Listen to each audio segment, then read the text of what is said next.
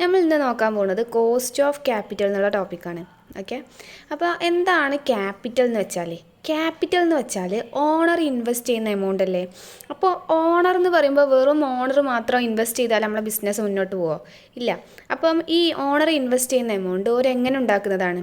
അത് internal fund വഴിയും അതല്ലാതെ ഇൻറ്റേർണലും എക്സ്റ്റേണലും ഒരു ഫണ്ട് റൈസ് ചെയ്തിട്ടാണ് ഈ ഓണേഴ്സ് ഇൻവെസ്റ്റ്മെൻറ്റ്, അതായത് ക്യാപിറ്റൽ എന്നുള്ള വേർഡ് വന്നത്.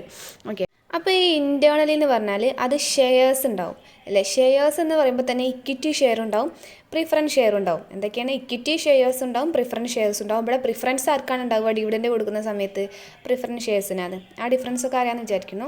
പിന്നെ റീറ്റെയിൻഡ് ഏർണിങ്സ്, അതായത് ഇവർക്ക് കഴിഞ്ഞ വർഷം വരെ ഉണ്ടായ പ്രോഫിറ്റിൽ നിന്ന് ഒരു പോർഷൻ മാറ്റി വെച്ചിട്ടുണ്ടാവും.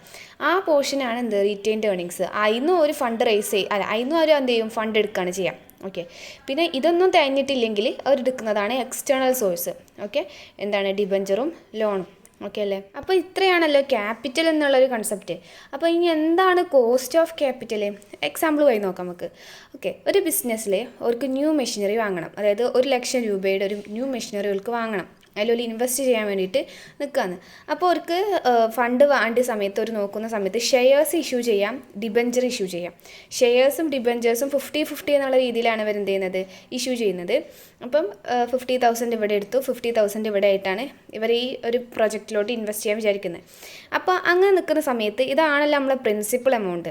പ്രിൻസിപ്പൽ എമൗണ്ട് മാത്രമാവുമോ ഷെയർസിനും ഡിബഞ്ചറിനും ഉണ്ടാവുക? അല്ലല്ലോ. ഡിബഞ്ചേഴ്സ് ഹോൾഡേഴ്സിന് നമ്മൾ ഇൻട്രസ്റ്റ് കൊടുക്കും, ലോൺ ആണെങ്കിൽ ഇൻട്രസ്റ്റ് കൊടുക്കും, റീറ്റെയിൻഡ് ഏർണിങ്സ് അടക്കട്ടെ, പിന്നെ പ്രിഫറൻസ് ആയാലും ഇക്വിറ്റി ആയാലും അവർക്കൊക്കെ നമ്മൾ ഡിവിഡൻഡ് കൊടുക്കും അല്ലേ. അപ്പോൾ നമുക്ക് ഈ ഷെയർ ഇഷ്യൂ ചെയ്യുന്നത് അറ്റ് 10% ഡിവിഡൻറ്റിനാണ്, അല്ലെങ്കിൽ 10% ആണ് അവർക്ക് കൊടുക്കുന്ന റിട്ടേൺ എന്ന് വെക്കുക. ഡിബഞ്ചർ ഹോൾഡേഴ്സിന് നമ്മൾ കൊടുക്കുന്നത് 8% ആണ് വെക്കുക. അപ്പം ഇത് എക്സ്ട്രാ ആയിട്ട് കൊടുക്കുന്ന ആ ഒരു എമൗണ്ടിനെയാണ് നമ്മൾ കോസ്റ്റ് എന്ന് പറയാം. അതായത് നമ്മൾ ഈ ക്യാപിറ്റലിൻ്റെ മുകളിൽ വരുന്ന കോസ്റ്റിനെ നമ്മൾ കോസ്റ്റ് ഓഫ് ക്യാപിറ്റൽ എന്ന് പറയാം. ഓക്കെ അല്ലേ. അപ്പം കോസ്റ്റ് ഓഫ് ക്യാപിറ്റലിൻ്റെ മെയിൻ ഡെഫിനിഷൻ, അതായത് നമുക്ക് പെട്ടെന്ന് മനസ്സിലാൻ പറ്റിയൊരു ഡെഫിനിഷനാണ് cost of capital is the minimum rate of return. Minimum ആ ഒരു റേറ്റിലെങ്കിലും നമ്മൾ എന്ത് ചെയ്യണം? റിട്ടേൺ കൊടുക്കണം. ഓക്കെ, മിനിമമാണ്, ഏറ്റവും മിനിമം ഈ ഒരു പെർസെൻറ്റേജിലുള്ള റിട്ടേണെങ്കിലും നമ്മൾ കൊടുക്കണം. ഓക്കെ അല്ലേ. അപ്പം ഈ ക്യാപിറ്റലിൻ്റെ മുകളിൽ വരുന്ന ആ ഒരു കോസ്റ്റിനെയാണ് നമ്മൾ കോസ്റ്റ് ഓഫ് ക്യാപിറ്റൽ എന്ന് പറയുക. അതായത് ഇക്വിറ്റി ആണെങ്കിൽ, അതായത് ഷെയർസ് തന്നെ, ഇക്വിറ്റി എടുക്കട്ടെ പ്രിഫറൻസ് ആയിക്കോട്ടെ, ഷെയർസിന് നമ്മൾ റിട്ടേൺ കൊടുക്കുന്നത് എന്താ? ഡിവിഡൻഡ് അല്ലേ. അപ്പം ഈ ഒരു ഇക്വിറ്റി അല്ലെങ്കിൽ ഷെയർസിൻ്റെ റിട്ടേൺ അല്ലെങ്കിൽ കോസ്റ്റ് എന്ന് പറയുന്നത് എന്താണ്? ഡിവിഡൻ്റ് ആണ്. അപ്പം അത് ഇക്വിറ്റി ആയാലും പ്രിഫറൻസ് ആയാലും ഡിവിഡൻ്റ് ആണ് അതിൻ്റെ കോസ്റ്റ് ആയിട്ട് വരിക.